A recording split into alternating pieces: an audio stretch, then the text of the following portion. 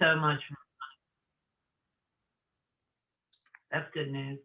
And on that news, if you look in the chat, you'll see the link to the Dropbox, which is, we have a lot of talks in here from a lot of very, very good talks in there. So if you're interested in having them, they're in there, and it's a valuable, valuable resource. As a matter of fact, I think it's quite interesting. It's a good recording of partially, how AA responded to COVID. It's quite interesting. And I say that, and with I don't know Ollie, but Ollie's here to share for us. The reason Ollie is here to share for us is because what I've seen since COVID happened on all the FOTS communities, and is Ollie performing God's work well. And as it says in here, is an outgoing love of God's creation and his AA people is something that he has demonstrated to me through his efforts on social media. So I don't know what he has to say, but I am so excited to hear what he has to say. And with that, I'll turn it over to you, Ollie. All right, thank you, Don, for that introduction. By the way, it's 55 minutes, 50 minutes. How long is it so I can time? Yeah. 50 or 55? 60, 55. All right. 24, okay. whatever. Okay. Whenever you're done talking, the meeting ends at 10. Okay, I got that. I totally get that. Okay, fantastic. First of all, I want to thank you, Don, and the group. And I think Tom may have had something to do with that, my friend Tom, you, for the gracious invitation. I appreciate you guys. First and foremost, what I always want to do is thank the long timers and the old timers, because I wasn't one of those souls that got this program right away. I was in and out for 7 years, dying in the depths of this illness.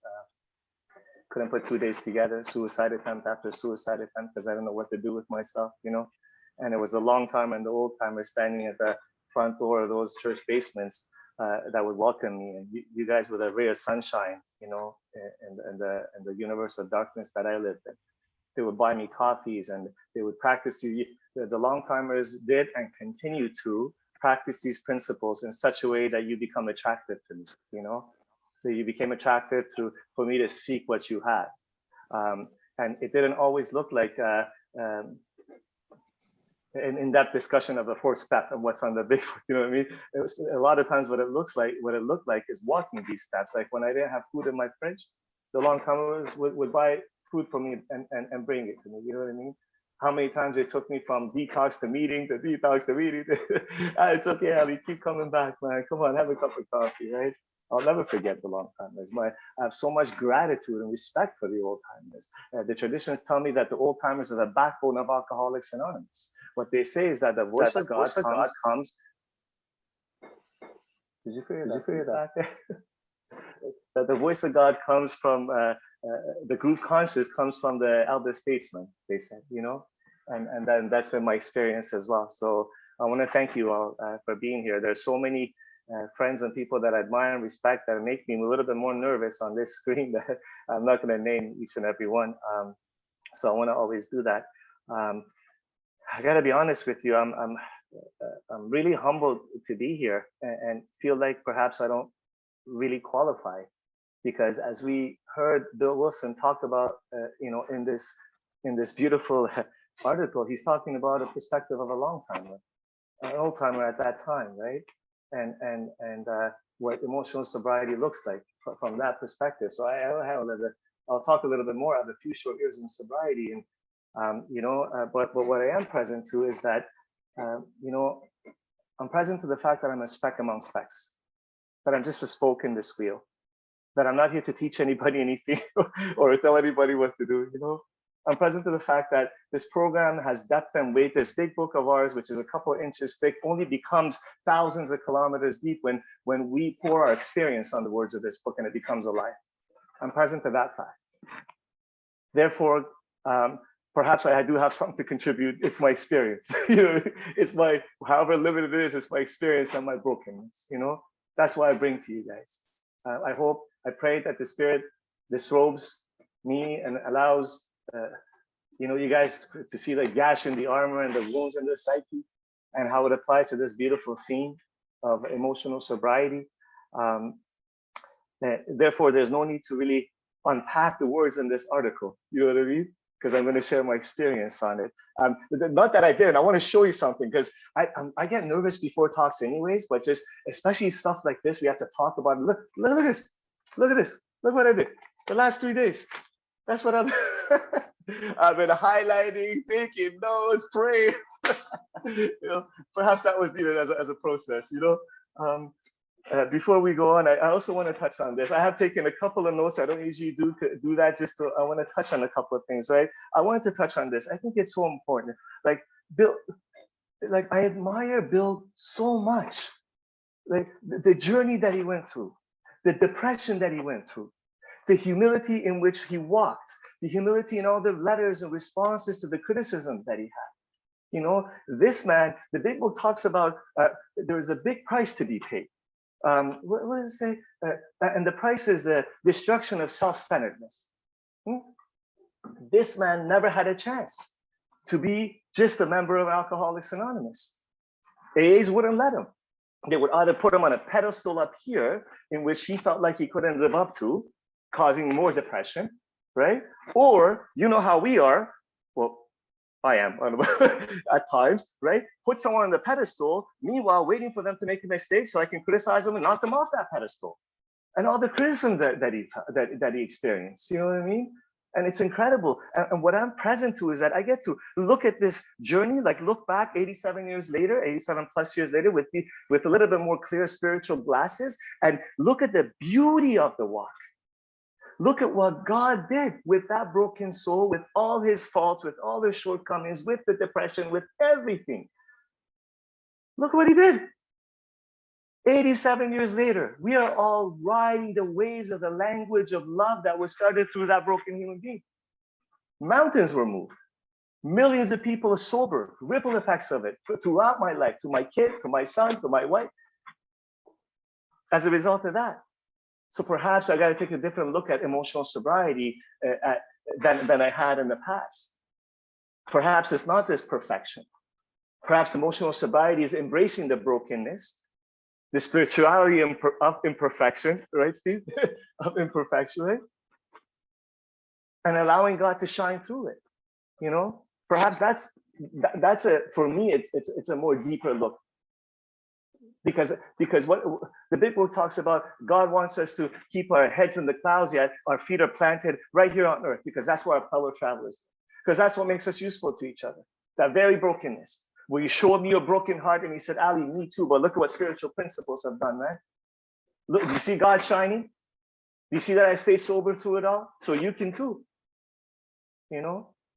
And another thing I want to just touch on before I go with more experience on this is I'm so glad that we read this, because but out of all those notes and highlights, I just took some notes and I'm going to read you just some brief to be present to what I see the themes of this article, because I would like to share my experience, my journey with the themes of the article. I think I do much better like that. My brain doesn't work that way. I'm not that smart to dissect, and just, you know, some people do, and it's fantastic. So, like, one of the themes of this article, spiritual sobriety, as Bill Wilson sees it, is what it looks like is humility. I love that. What it looks like is humility. It's not perfection. He says development of much more real maturity is humility in our relations with ourselves, with our fellows, and with God. Another theme is that how it is achieved. How it is achieved is by serving God and giving love to his kids. So humility, how I achieve it is by serving this, loving God and giving love to his kids. And what he says is, plainly, I could not avail myself of God's love until I was able to offer it back to him by loving others as he would have me. And then he talks about two important things, two impediments to this emotional sobriety. The biggest impediments to emotional sobriety are the delusion of perfection and my need for others to fill that God-sized hole.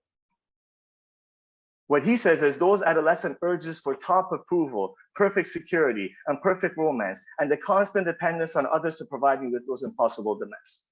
That's what he talks about. And as I said, I pray that the Spirit allows me to unfold parts of my story that I can relate to these themes a little bit, you know? So here we go.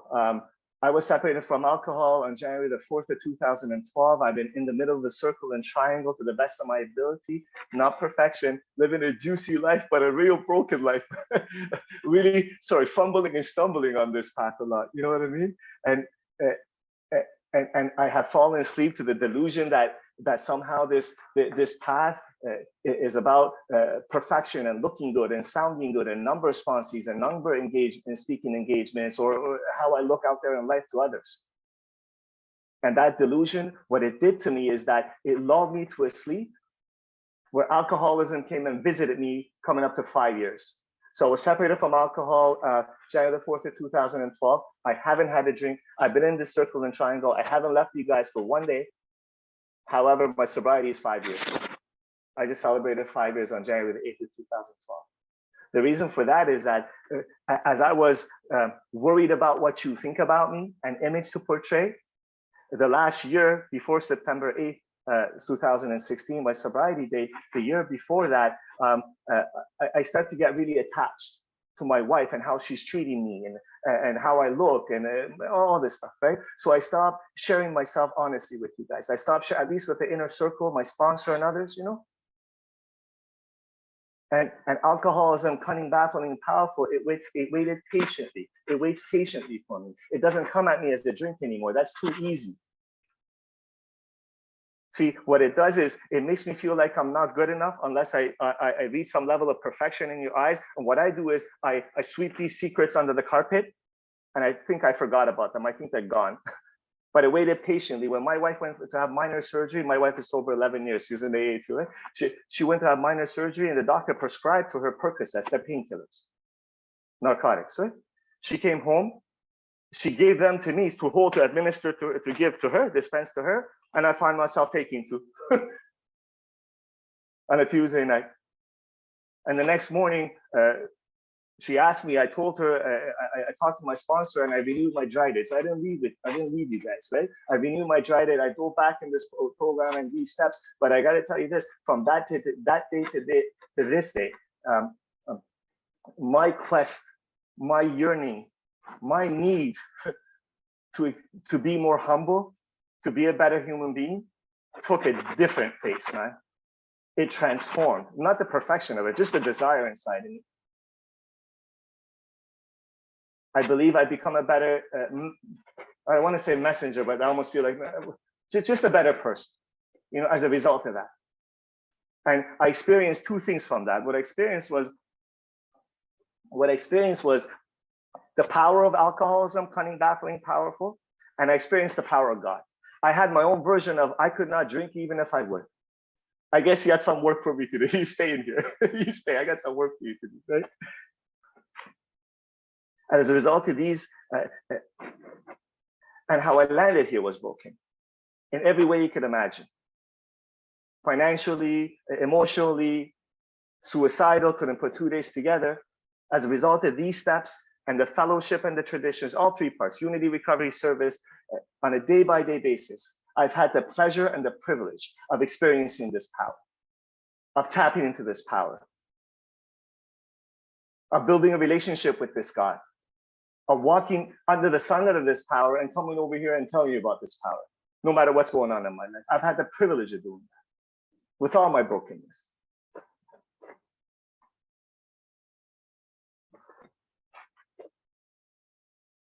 I started drinking at the age of 16, and right then and there, I could tell you that I woke up spiritually. I'm not going to go through a drunkalog just quickly.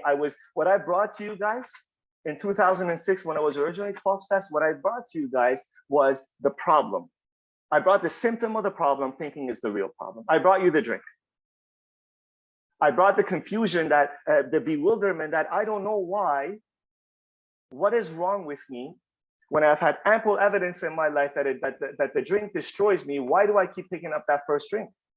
This disease took me to many suicide attempts.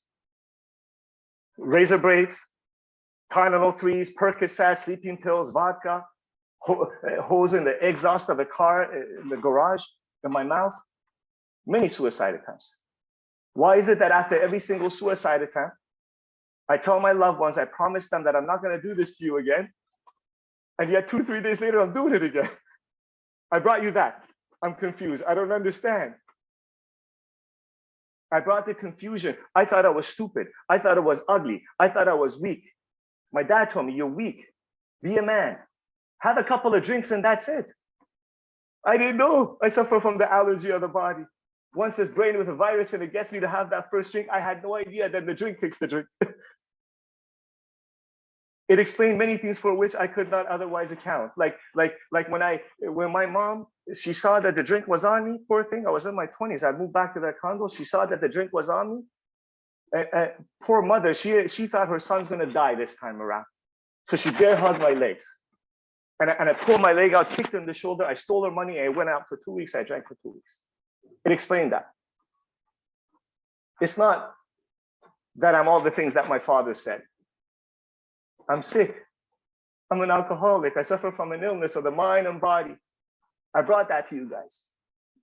And I also brought to you guys, in my introduction to you guys, what I brought to you guys, all the reasons why I think I am.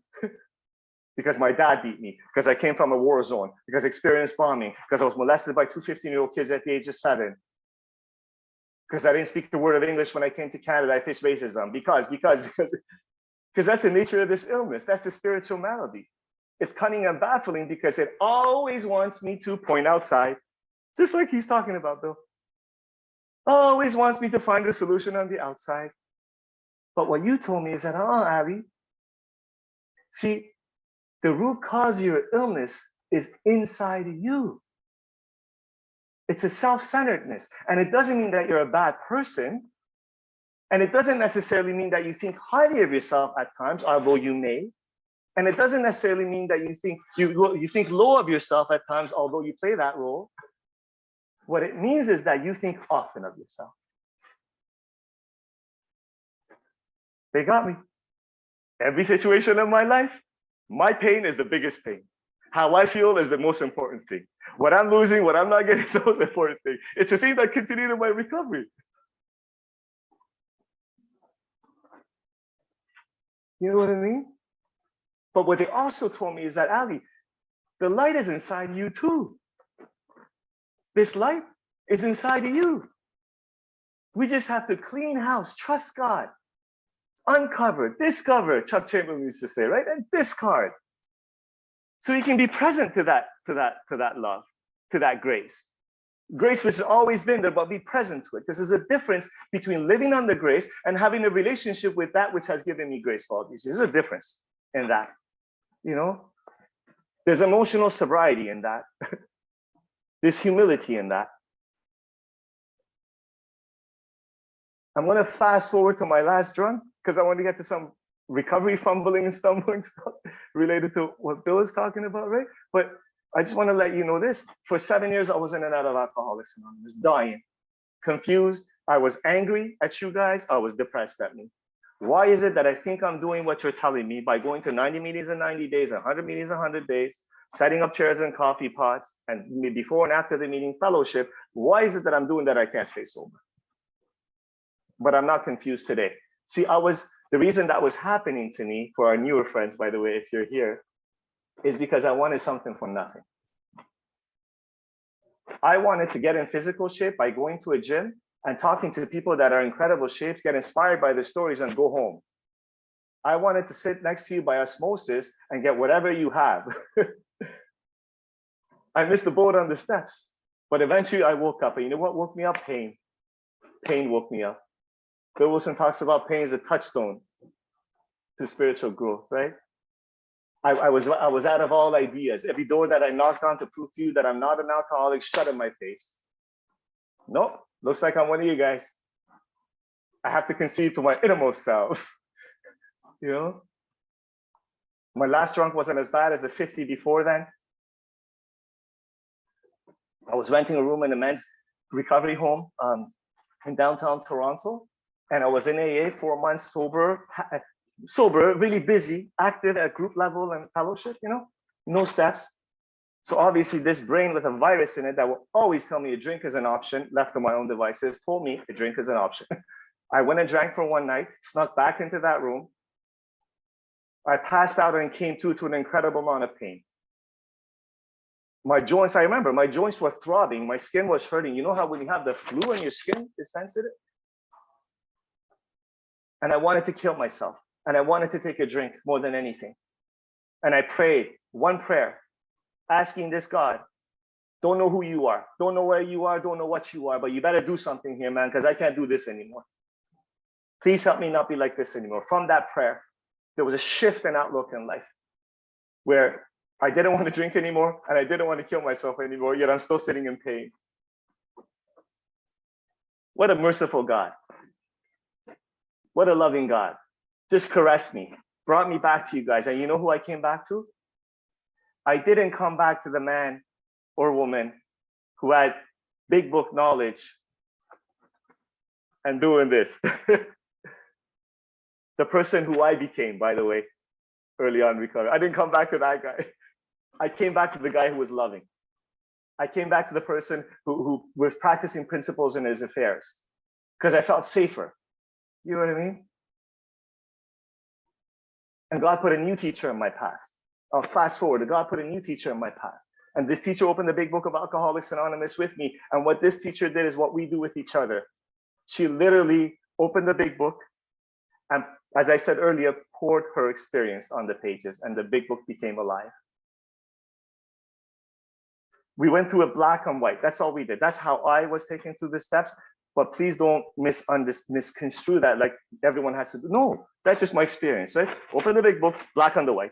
Preface to page 164. If it said to identify with something, we would do it if I could. If it said to take an action, we wouldn't move forward until that action was taken.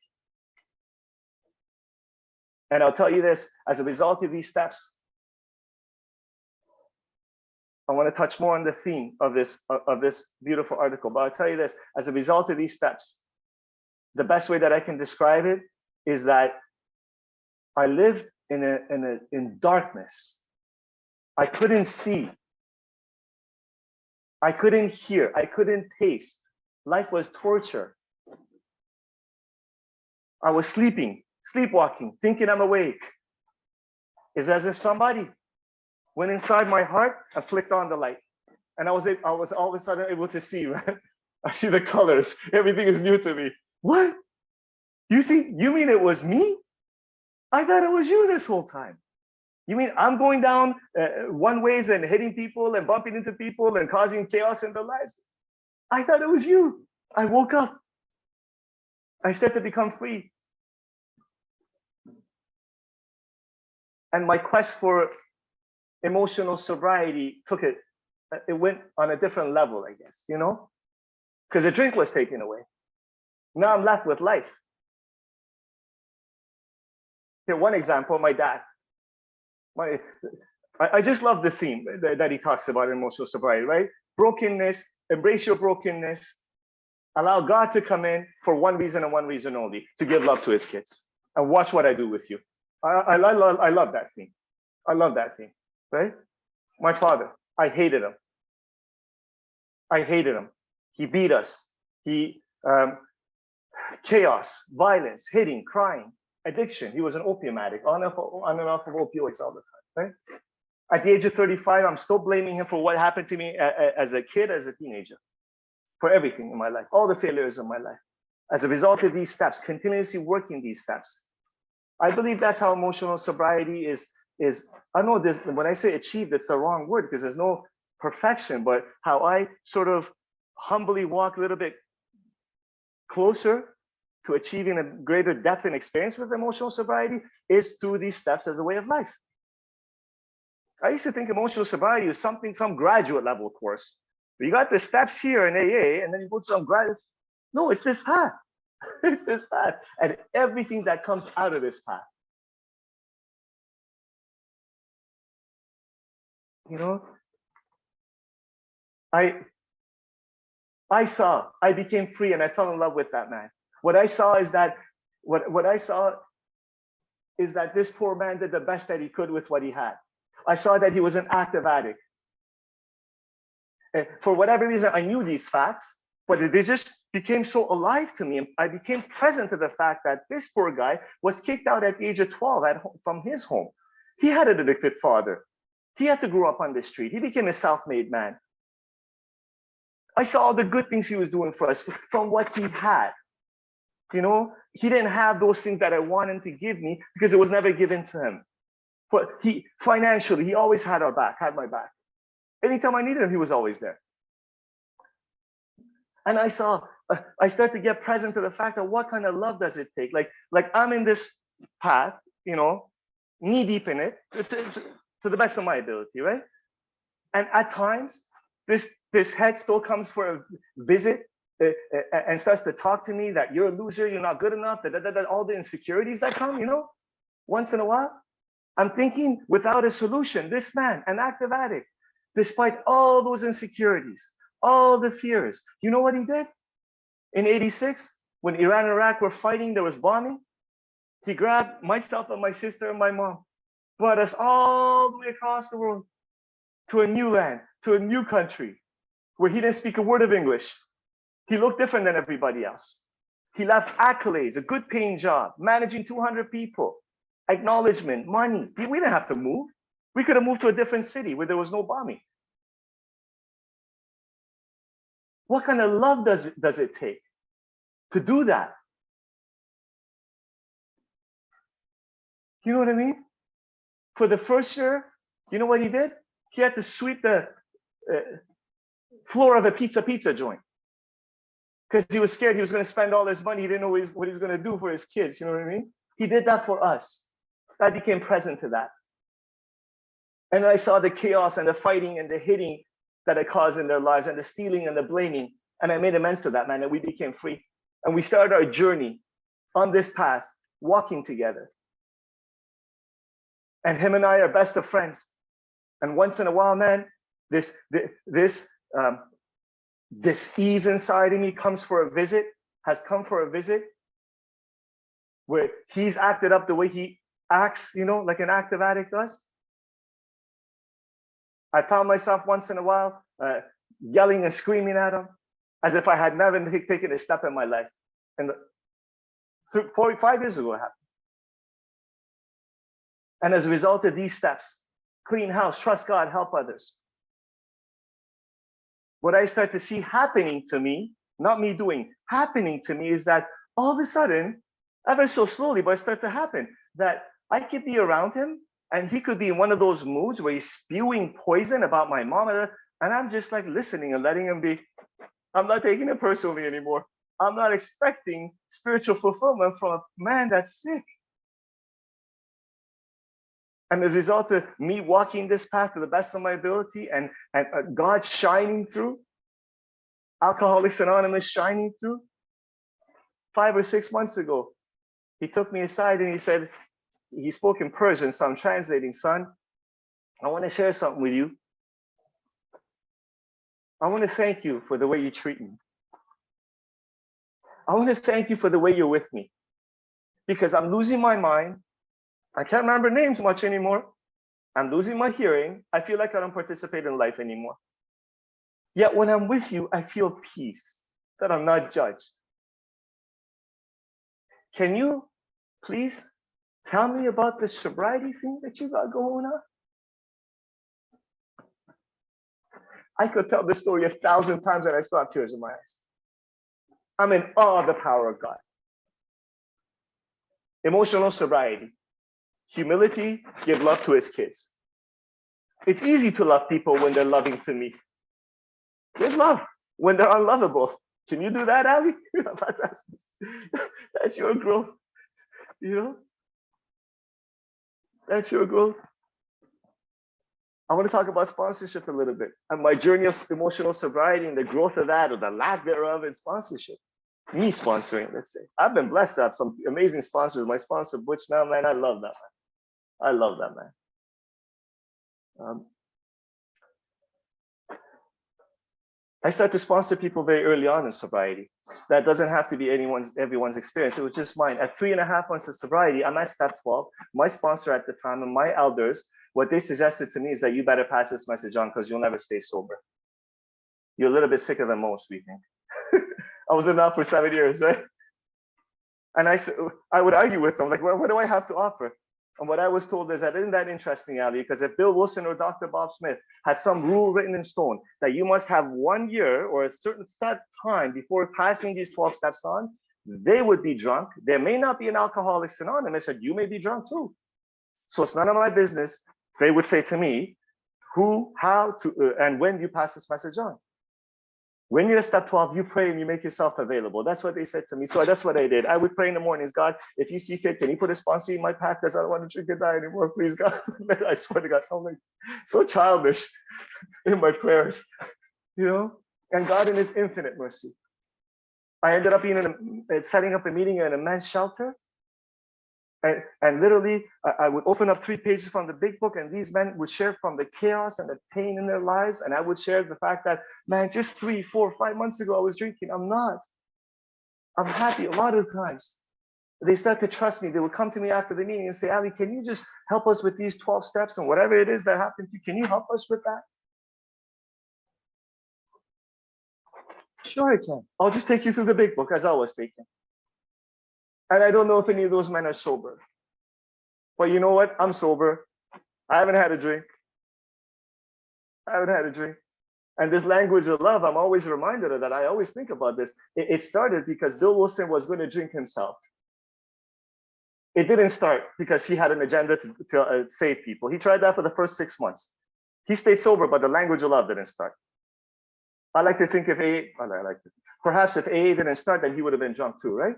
But the language of love started when he was pacing back and forth in the Mayflower Hotel. His business deal went down to the dumps, and he was going to drink. And then the Spirit turned his gaze to the phone book. One phone call, which was supposed to be a 15-minute conversation with Dr. Bob, turned out to be hours. It was as if the Spirit just dropped 2 broken souls like pebbles in the pond of life, and the waves of them through space, time, traveled 87 plus years later, and we're all just riding this language of love together, you know, as a result of one person's desire to stay sober himself. So I did the best that I could, and I stayed sober. And then what happened to me is that give somebody like me, who's never felt like he was enough, who's always felt like he was a loser and less than, allow me to have access to a power that has kept me sober and has given me the power to help others. And you know what I did with it? I took ownership of that power. I thought I was the power. The first couple of years of sobriety, sponsoring a lot of men, taking people through the big book, yet telling everybody else they were doing it wrong. Big book people fighting with big book people. Can you believe that? Only in Alcoholics Anonymous. That was me. That was me. You know? And man, I've made so many mistakes, and as a sponsor, in like the need to have a number of and what they're doing in their lives. It was all about me. Emotional immaturity, not realizing what I was doing. But thank God, God doesn't make 2 hard turns for a broken soul like me. Thank God, all I need is a mustard seed of willingness, and apparently, in my case, a mustard seed of a desire. And he works with that, you know? And one of these times where, as I told you, I thought I had an image to uphold, and you know, I wasn't sharing the brokenness openly. And I was sponsoring a gentleman who I took him through the big book a few years back, and he had an incredible transformation.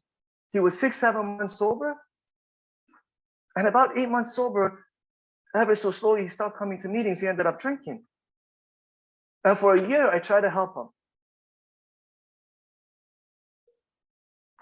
He ended up drinking himself to death. And one of these times that I was trying to help him, I would visit him at his home.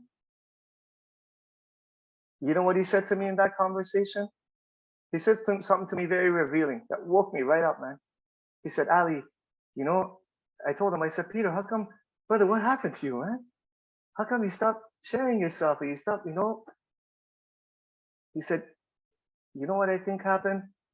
At about 7 or 8 months of sobriety, I just started to feel really anxious about certain things going on in my life. And I felt like I couldn't share them with you. because I felt like I couldn't live up to the image that you had, what you were doing, Alcoholics Anonymous.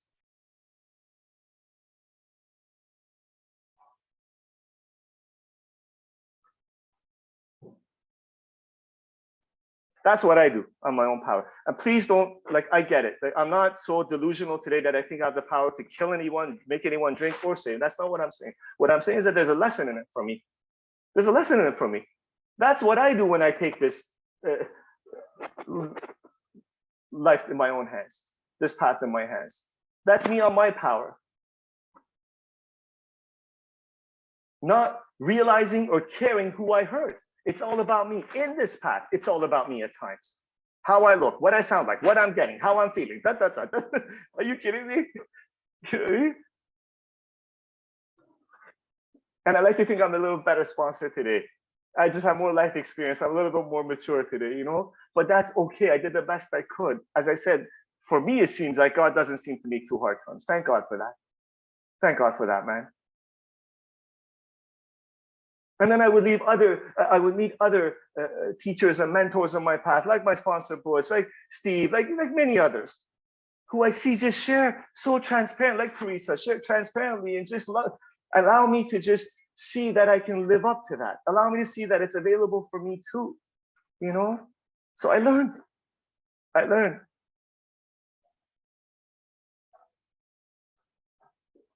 Marriage. There's a good one. Relationships. I always thought I was ugly, unlovable. I never had long-term relationships. Everyone always left me. I had a modus operandi how I would do with relationships. Okay, there was a suitcase that I would pack really tightly with my crazy, and about 3 months I would unpack that suitcase. Ah! and then she'd be like, "What the hell is this?" So she would want to leave, or I would threaten that I'm going to leave. You know what I mean? My idea of relationship was, see this wound, you gotta heal it. You gotta be my medicine. That's love. Self-centered. I didn't know how to love. I learned how to love in sobriety in a marriage. I don't recommend this to anybody, but that was God's plan for me and FC. I was a short time sober. She was a little bit longer sober. Long story short, we're together, 9 years marriage. I don't recommend it to everybody. And if you feel that we did something wrong, I got a 7-year-old boy up there that will tell you different. That was God's plan for us, right? But here's the thing. I learned how to love and walk towards emotional sobriety a little bit in a relationship, in a marriage. And you know what it looked like at times? This is what it looked like at times. At times it looked like Ashley and I falling asleep spiritually, and me 2 years in, a little bit shameful to admit it, but running headfirst into the fridge. That's what it looked like. And then sponsoring people and talking about the power of God at meetings. What it looked like was a few years ago, we were really going at it. We had one of our episodes, we grew up once in a while, we used to do that. I thank God not anymore. That she was in my face. I don't know what she said to me. It's like, you're going to hit me? And I wasn't going to hit her. So what it looked like is I punched every single window, not window, a picture frame in the living room. Emotional sobriety, yeah. And then talking at meetings. And then feeling like a fraud. I don't know how many inventories I wrote, how many times, clean house, trust God, help others. I would see my mistakes and I would clean up. Yet I would find myself once again attached to how I believe she's treating me. Bill Wilson talked about in this article. He talks about how painful it is to have that attachment and dependence on others to give us that sense of security, you know, it's impossible task to give us that God-sized hole to fill it, right? And then how much more painful it is, he talks about, I'm paraphrasing, when you're aware of it, but you're still on that emotional merry-go-round. That's what I experienced in my marriage. Outside help, inside help, steps, you know. We ended up, I don't want to paint a wrong picture of my marriage. We've had a beautiful marriage, but there's been periods, you know what I mean? And then one time, a few years back, we ended up separating for a year. Came close to a divorce.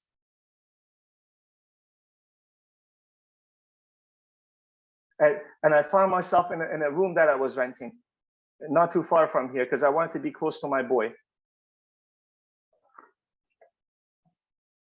And I found myself hearing the hooves of the 4 horsemen again in sobriety, sponsoring people. And what they sounded like is what they always sounded like when I was drinking. Why don't you take your life? You're a loser. Why don't you take a drink? And I got on my knees and I prayed because I didn't know what else to do. And I picked up a home phone and I called one of you guys. And you did what all my teachers do, what my sponsor does. You listened to me. You allowed me to share it, and you shared your experience, and you put your hand in my hand in God's hands. You pointed me to some direction. I wrote a set of inventories that just, I don't know what happened, that set of inventories is accumulation of all the clean house trust that we do. Was that set of inventories that woke me up, man? And I saw, oh my God, it was me again. Everything that I'm accusing her of her doing, controlling, doing this, doing that, I'm doing to her. How self-centered of me. I want her to coddle me for the depression that I experience once in a while, but I don't want to give her the dignity, the respect, the decency to give her some space for the anxiety that she feels sometimes. Because it's all about me. I saw, and I woke up to the point that I got detached from being married. Not that I didn't care, like I got detached from it. That desire to be married, I detached from it. I accepted the fact that maybe we're going to get a divorce, but I just want to be a good person, and I want to be a good husband, and I just want to be a co-parent and be a good dad. That's all I wanted to do, and I started to demonstrate that. And one thing led to another. Just 2 years ago, COVID hit, and everyone was scared. You remember at the beginning, everyone thought we're all going to die. But everyone got scared. So she's like, well, why don't you come back home? At least for a period of time. Because we don't know what's going to happen. I came back home and we fell back in love. We fell back in spiritual love, man. And we realized something.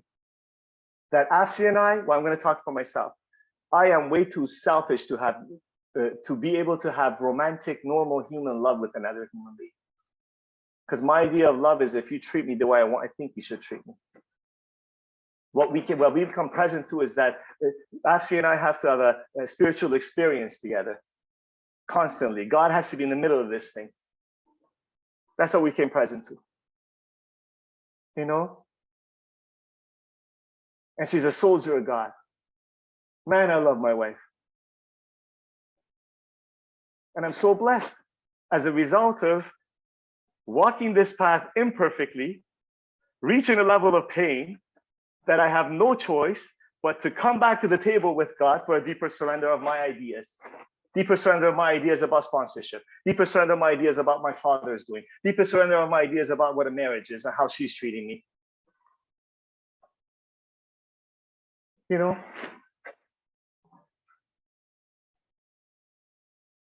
Finances. It's the last area I'm going to touch on. Finances. That pretty much covers it, doesn't it? The big areas, romantic relationships, AA, and finances. This disease got me fast and it got me early. I wasn't one of those people that I hear who I admire, right? Some people I know, they were big time gangsters or big time businessmen, and through drinking, they lost everything and they came back to AA and got everything back. They're multimillionaires. That wasn't me. I had nothing right off the bat. I was a loser. I had nothing.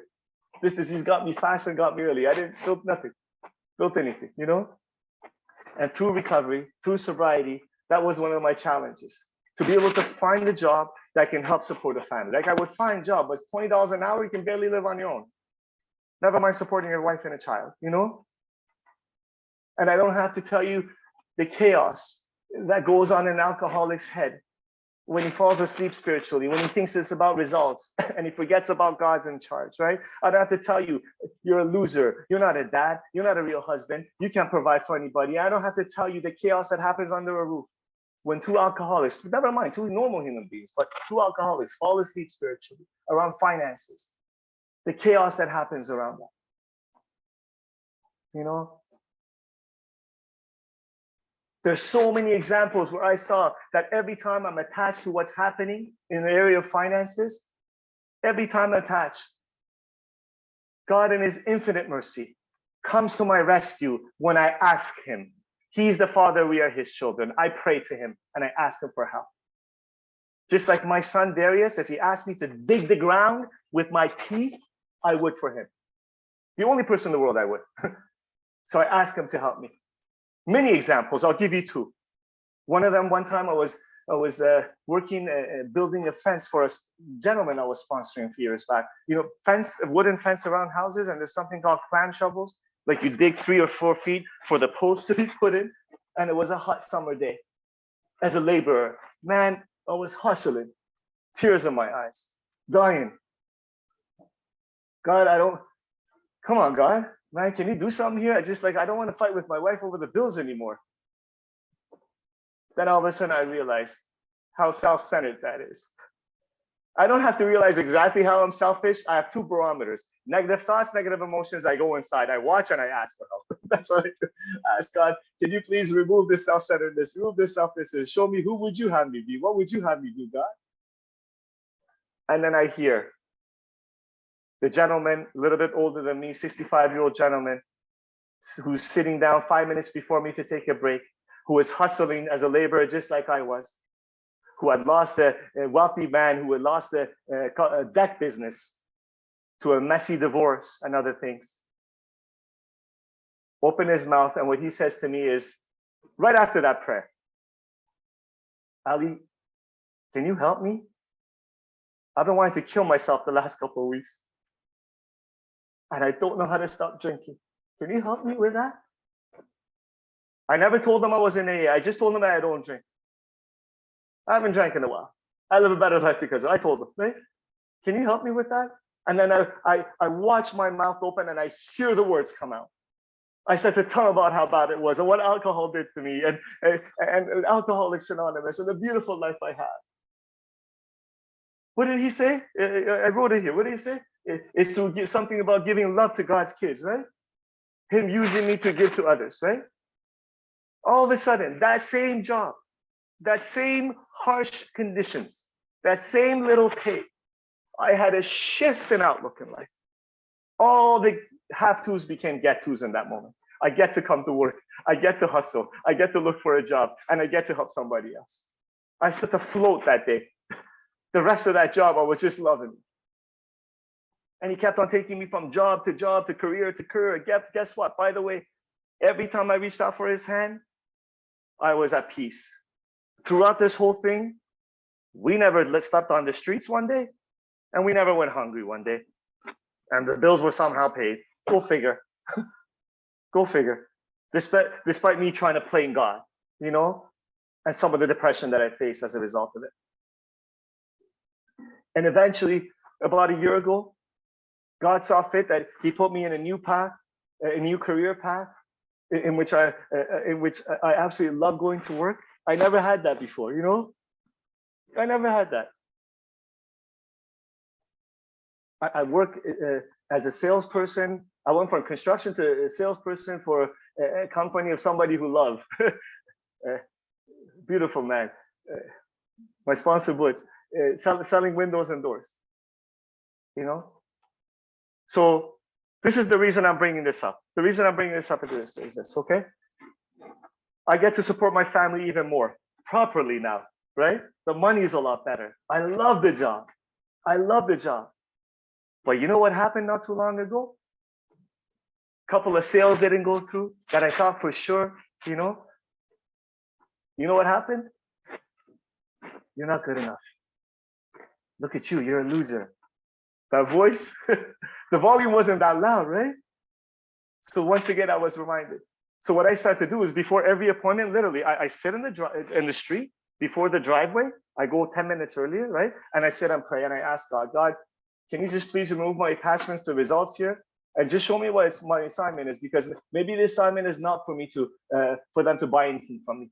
Maybe I'm just supposed to add to somebody's, they'll learn something from them. Can you just show me my assignment? Because I want to represent you, God. Literally have some conversation like that.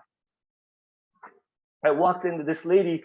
It was early in the morning, Sunday morning. For some reason, that's all she was available. I'm supposed to go take a look at her front door, right? She has a coffee in her hand. She just seems very calm and peaceful and radiating light.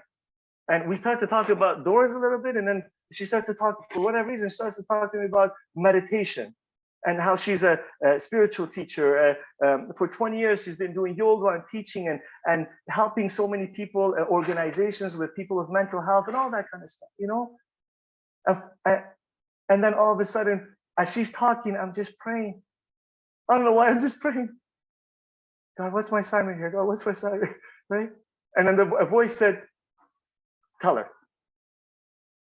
So I started to tell her, very briefly. I said, I want to thank you for what you do, for how you contribute to society, because I was one of those people that was almost on the streets. I'm an alcoholic, you know, I got sober, you know, but I also suffer from mental health. I want to thank you for being who you are, for what you contribute to this world, you know? And this lady starts bawling. She starts crying. She says, I'm not going to say it, but she said, are you effing kidding me? You mean God sent you here today?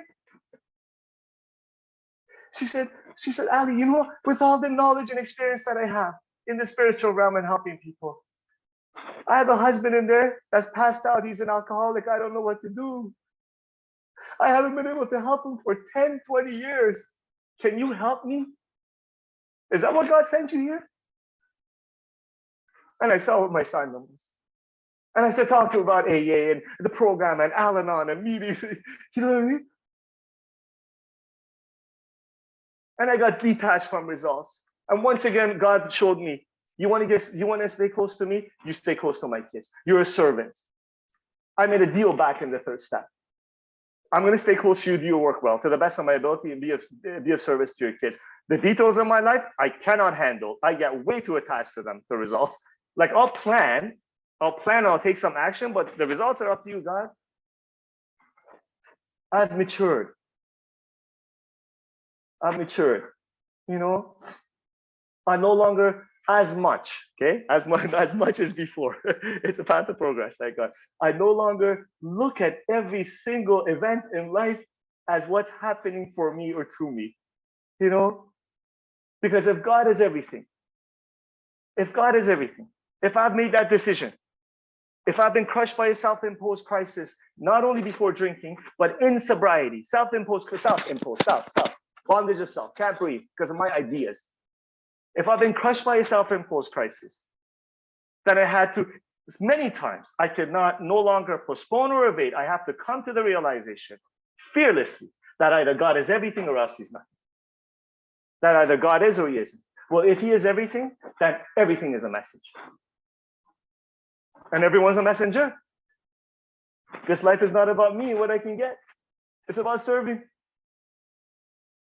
Bill Wilson, with all his brokenness, with all the depression that I can relate to as well, I don't have time to talk about, I would love to talk about my depression journey, but right? He lived in bliss eventually. He experienced bliss eventually. Do you know why? Because he answered the calling of the Spirit. Because he took on the assignment that was given. And he was given a big assignment, man. A big one. Bigger than anyone that I know in Alcoholics Anonymous, him and Dr. Bob. He picked up his cross and he walked with it, you know?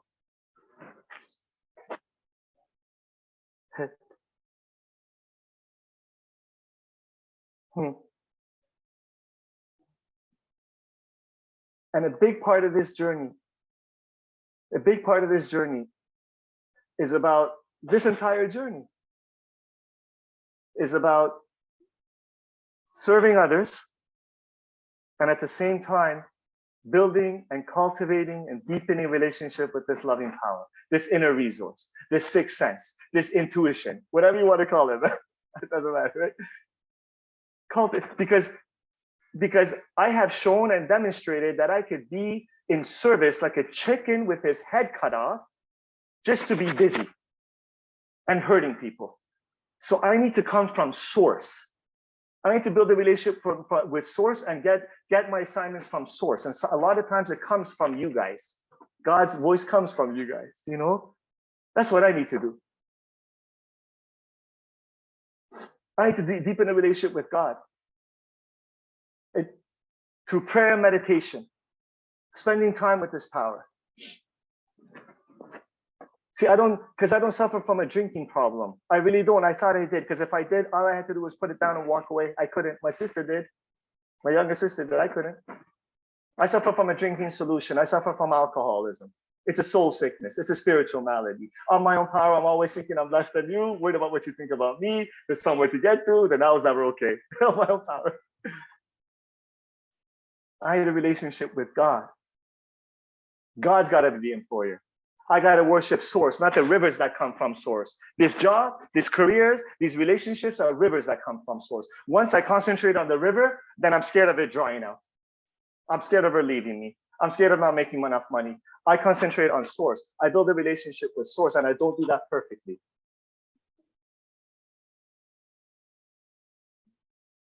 I want to end, I'm at time, but if you allow me, I just want to end, please, if you don't mind, with this poem. I love Rumi. Okay? Rumi speaks to my soul. Like when I read Rumi, I just like 700 years ago, man, oh my God, the soul was so awake. It makes my heart smile. The cells of my body smile.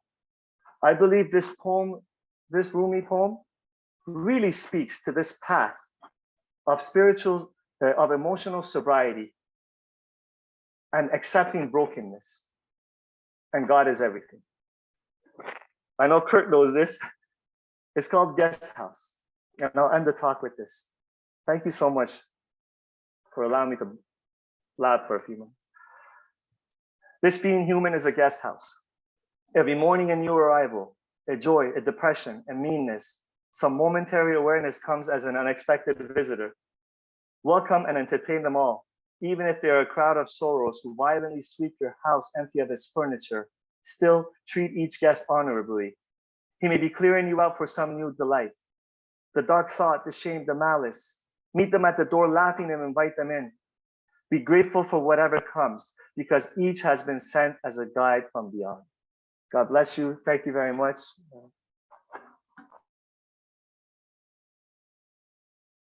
Ollie, thank you so very much. I am, first of all, you didn't disappoint. That's the first time I've ever heard you share. I see your name all over the place, and I was like, this guy is serving us, so we're going to listen to what he has to say. So thank you so much. In this meeting, we asked that the leader, yourself, tonight, call on a few people that you would like to hear from. You said there were some people in here that you admired. Maybe you want to hear, what they say. And then you can throw it back at me and I'll call on a few people or see if anyone has their hand up volunteering to share, and or we take questions as well. So go ahead, Ollie. Okay, Don, thank you very much. All right. All right. I don't know. How about Gary? I love Gary Brown. One of the real old timers. Oh, thanks. Ollie, I'm blown away. That was awesome. I think I was touched in so many places as I sat and listened and watched you. And I think you were reliving a lot of that when you were sharing with us. It was that clear and nice to me. Thank you so much. You got me to thinking about people who were helping me years and years ago, and it took me a long time to catch on to that gift to help them out with that, and it was just super. I'm still stunned. I have no idea what to say. I'm going to give up on you. Thank you. Thank you, Gary. Tom, my brother, would you come on up, please? Oh man, Ellie, that was, yeah, I'm like Gary, I'm just stunned. I don't even know what to say. Juanita heard your talk, she really loved it. And she's a real good barometer, for everything spiritual and for people's authenticity, And I said to her, well, the deal with him is, he practices his gratitude, like he's supremely grateful. And he practices it. And one of the things he's grateful for is he realizes how important this deal that we're involved in is. Not everybody does. Not everybody that goes to meetings, you know, can see the width and breadth of this thing. And we really make the world a better place by what we do. And you know that, you know. And yeah, I'm about in tears myself. Thank you so much. I love you, Ali. Take care. Love you, brother. Thank you, man. I don't know, Joe. Ali, thank you so much. I mean, like what everyone's said before, I mean, you just touched something really deep within my soul. I mean, you know, it's your heart talking to my heart. One thing you said about emotional sobriety, you thought it was for older people. And then I started hearing your sharing, and I realized emotional sobriety, this paper is probably more important to newcomers. Because all the struggles you went through, it reminded me of how much the answers was always going back to the steps. The answers was always talking to an old timer.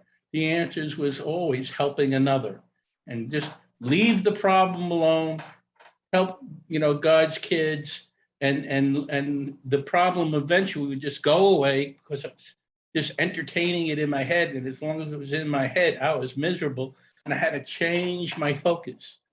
I had to change the focus on helping someone else. You know, I heard that loud and clear. And another thing I heard loud and clear was every time I broke, this is my experience, I had to break my anonymity. That just the situation just seemed to evolve in such a situation where I broke my other person was either an alcoholic or living with an alcoholic or needed information about AA and stuff. And it was always a gift. You know, I just had to, I told this story to Chris Raymer, and he said, I needed to share this. I had an undiagnosed TIA, you know, small stroke, and my brain was not working. I'm like 20 years sober. I'm screwed up. Psychiatrists are giving me pills. They're making me feel worse. Everything was really messed up during that period of my life. And I was praying and meditating, and God's answer was to send me 5 new sponsees. And when I sat down and I worked with the sponsees, I became clear. You know, and I knew I had to get off those pills. I knew the psychiatry, all the rest, that stuff, but that working with others saved my bacon. Thank you so much. And you did this at another meeting, but I didn't write down the author. You said that Rumi, best translation is this certain author. Coleman Barks.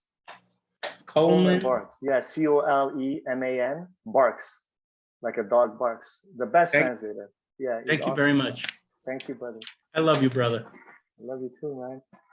All right, Mr. John Fraser. Thank you, Ali. Oh, I love to listen to you. I could listen to you forever, man, my friend. You talk about sobriety, but you talk about just how you integrate life into your program, and that's what you talk about, is just how important sobriety is to your life. How you bring your job, your OSPI into it, and your son and everything, and just how much all of this means to you, how important your sobriety is to your life. And it's not just droning on about, you know, the steps or the program or the fellowship or meetings or anything. It's just, you know, it's bringing your life into it. And just, I love listening to your passion about everything here. And I'm going to go out on a limb and disagree with Joel that it's not just for the old timer or the newcomer, that this is something that we all need to aspire to. That emotional sobriety is for all of us. That this is something that we all need. That it's a goal for every single one of us, because sobriety is not about just not drinking. There's so much more to sobriety, and emotional sobriety is something that that we all need to be working for. If it was just not drinking, we'd all be miserable SOBs. that, you know, I need to be content. I need to be serene. I need to be happy.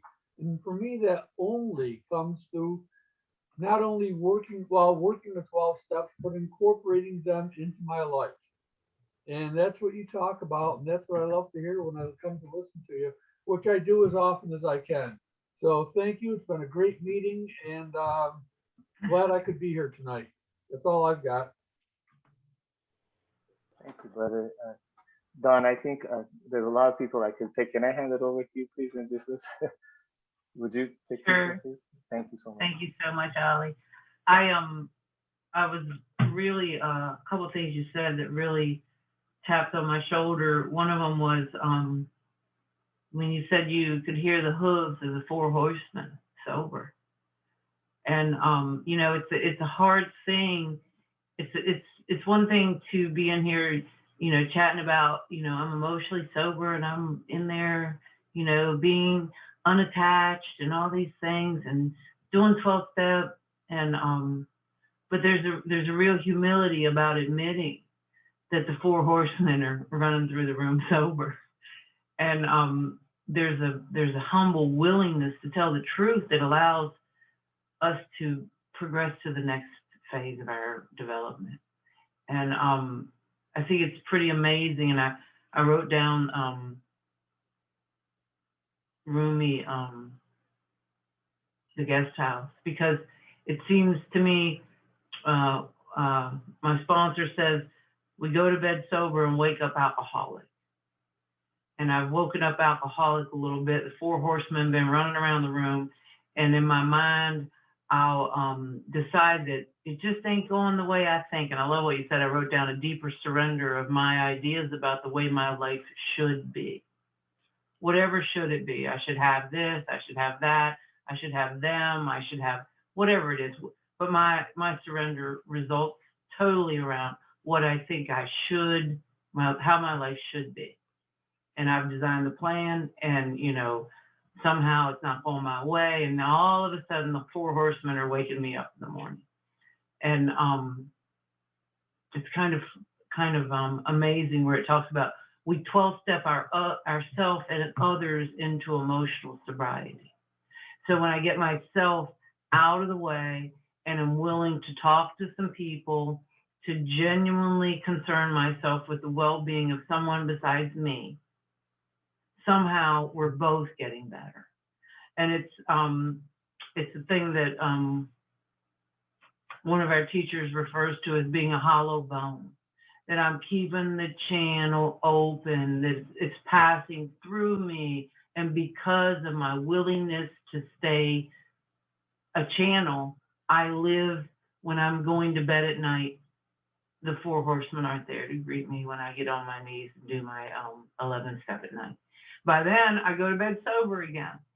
And I just absolutely have come to appreciate with a depth the one day at a time aspect of this program, that I'm not going to get it. It really is a one day at a time program.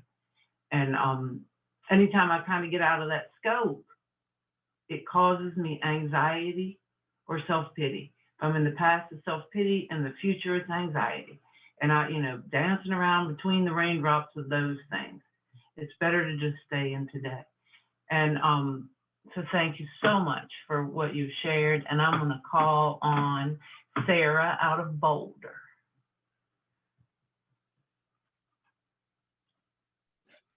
Hi, everybody. My name's Sarah. I'm an alcoholic. Thanks so much for your share. I really, I just kind of went back, like other people are saying, I went on memory lane, you know, just over the years, and like just thinking about all the things.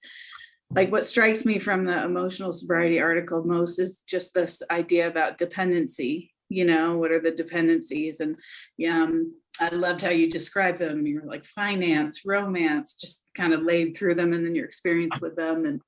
And I always appreciate a lot of heart. So, you know, I love the poem also. I haven't thought about that poem in a while.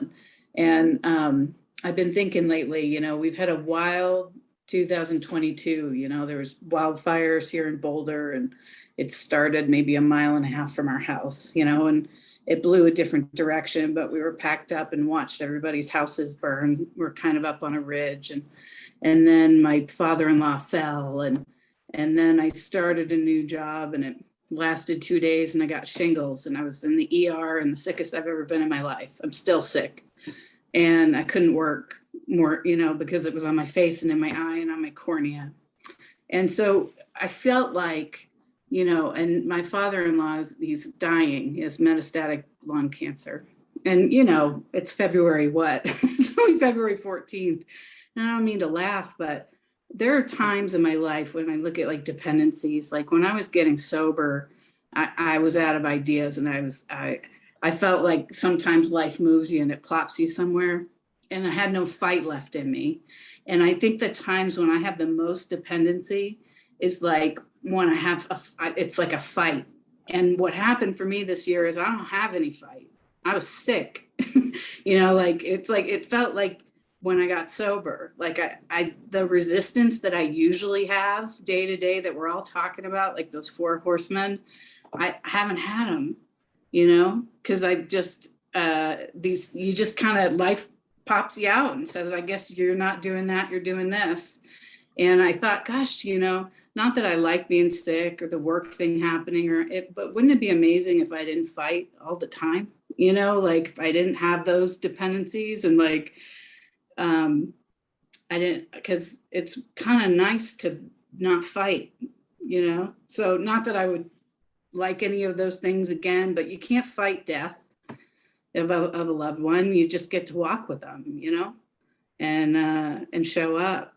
And I think we're really, really fortunate to get to do that, because I know I couldn't show up for Thanksgiving dinner, you know, when I was drinking. Wasn't happening. And I don't know if I'm making any sense, but it really reminded me of that poem, you know, of like greeting everything that comes, you know, and if we could just do that, like if I could just do that, like I have been lately, just because I've been sick, you know, or whatever, it would really be an amazing thing. I think that's all I have to say about that, but I just really appreciated I just really got from that talk, just like what's happened over the years and all the things you run into, and like having these new experiences of getting separated from what I'm dependent on. And you know, this gift that we have to get connected to God through the steps is just, you know, this is recovery. So thank you. Thank you, Sarah. Chad P. Thanks, Don. I'm Chad. I'm an alcoholic, and I love this group. There's so many great people here, so I'll try to make it quick. Ellie, thank you so much, my friend. It was great to hear you, and it was great to hear Rumi from you. It reminded me of a poem of his talking about seeking the jewel within. I forget exactly how it's written, but I discovered something that's related to that at about 14 years sober, when I ended up in a psych ward with overwhelming thoughts of suicide, including thoughts of drinking. And it was that I had kind of a dark rock inside of me that was made of all the abuse that I went through as a kid. And so I really appreciate that you touched on that. And I found that one of the things that I've needed, that Tom Brady Jr. talked about briefly in his talk on emotional sobriety, is therapy. And, you know, it was hidden from me right in the big book. But I had this idea that my program shouldn't need to include that. When Bill W. went to therapy and sobriety with Dr. Harry Tebow, and I think the 2014 AA membership survey says something like over half of AA members have sought that kind of help in sobriety.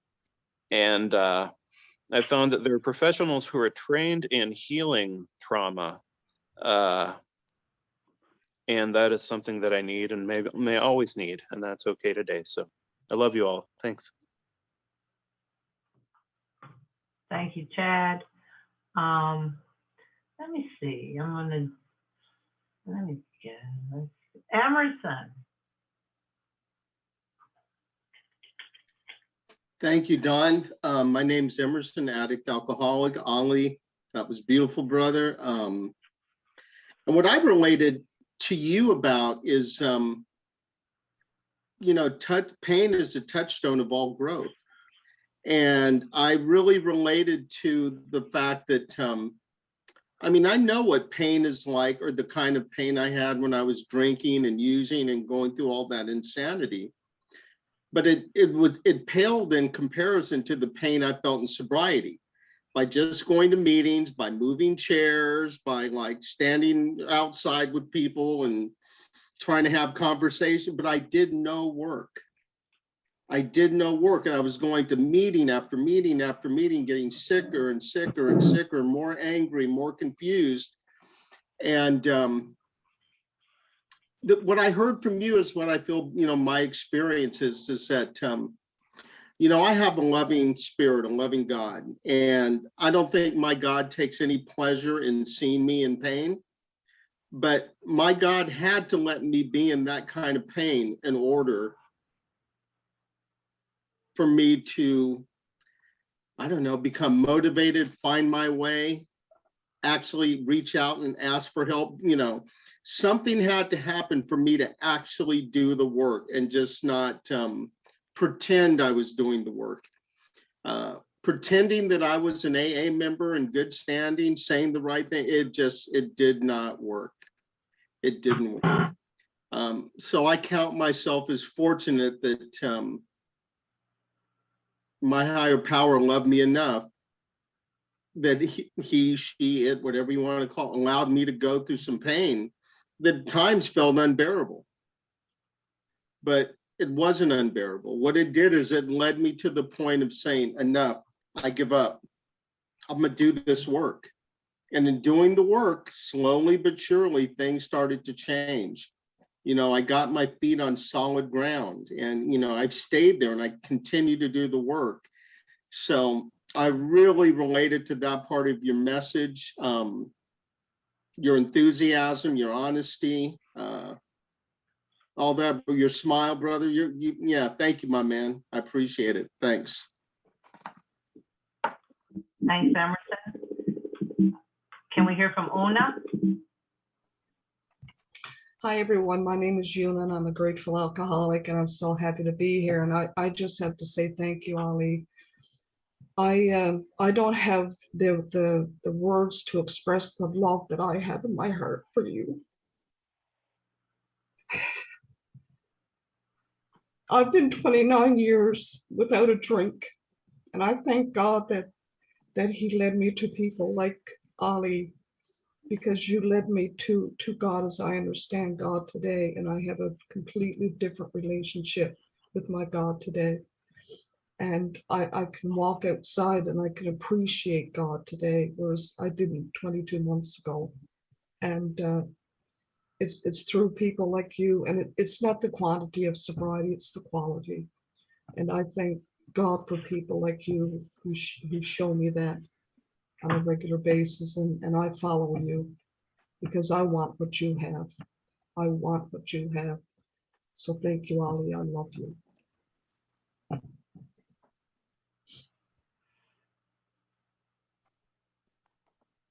So we got about 2 more minutes, and I would like to hear a momentary share from Kurt Z.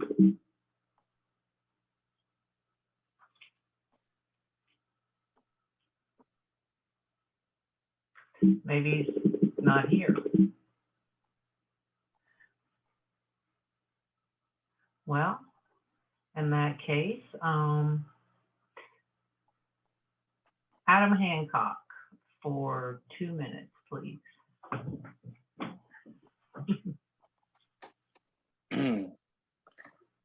Ali, thank you. That was a really beautiful message. First time I've actually heard you speak. I was invited here tonight. My sponsor and I usually meet on Thursday nights via Zoom at 8:15, and he suggested that we hop on and join this this meeting tonight. And I don't know if he knew what you were going to talk about, but I'm going through some similar experiences that you shared. you know, with relationships and marriage. And, you know, I too am married to another alcoholic, and, you know, just going through some rough times. So just want to thank you for your share, and thank everyone for being here. That's all I have. Thanks, Don. So the whole time that we've been on here, I've been praying my computer doesn't shut down and kick me completely off. I can't tell if y'all can hear me or anything. I'm pressing buttons, doing all this kind of stuff. But Ali, I so appreciate you. There's only one thing I want to say. There is a talk in the Dropbox from Cliff. I think he's out of Oklahoma. If you're having trouble assigning people roles in relationships that they're not living up to, he's very good talking about that. It's a strongly recommended talk. So I thank you, Ali. And we're going to close this meeting the way we normally do. We're going to go to our inner room and say a silent prayer for the one that speaks the closest to your heart.